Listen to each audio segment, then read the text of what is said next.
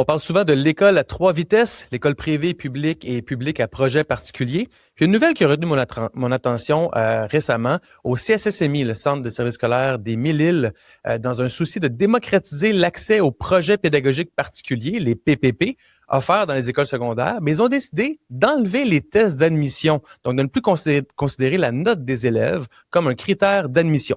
Et pour en discuter, je reçois M. Roch-André Malo, DG du CSSMI. M. Malo, bonjour. Bonjour, M. Coccaro.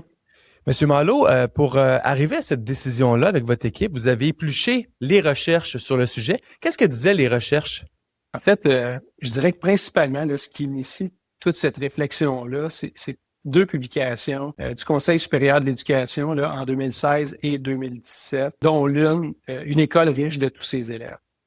Ça nous a amené à questionner notre modèle qui quand même est implanté au CSSMI là, depuis de nombreuses années. Là, si on va début des années 2000, la naissance des projets particuliers, programmes d'éducation internationale, tranquillement le sport-études, santé globale.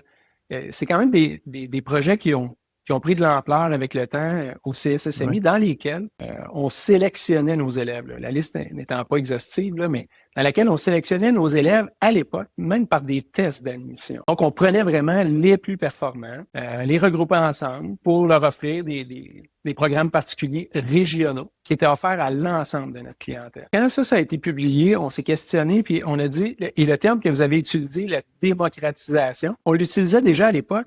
Ça veut dire qu'on a arrêté complètement les tests d'admission, incluant pour le primaire. On faisait ça à l'origine au CSSMI, mais on a tout arrêté ça en 2018. Et par contre, on a mis des critères, un critère de note.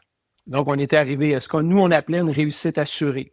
Pour avoir accès, donc pour être dans une certaine pige, on parlait d'avoir la note de 74% et plus dans le passage primaire-secondaire pour avoir accès à certains programmes. On entend parler de l'école à trois vitesses, puis dans le fond, ce que nous, on veut mettre de l'avant, c'est effectivement, quand on parle d'école à trois vitesses, nous, on en contrôle deux. On en a deux dans notre réseau. Et ce n'était pas banal. On parle de près de 30% de notre clientèle qui sont au secondaire, là, qui sont dans des programmes régionaux, et on souhaitait avoir un impact sur la composition de la classe, la mixité scolaire, et tout. C'est quoi l'impact d'une décision comme celle-là sur la classe dite ordinaire quand vient le temps de faire une sélection basée uniquement sur le hasard?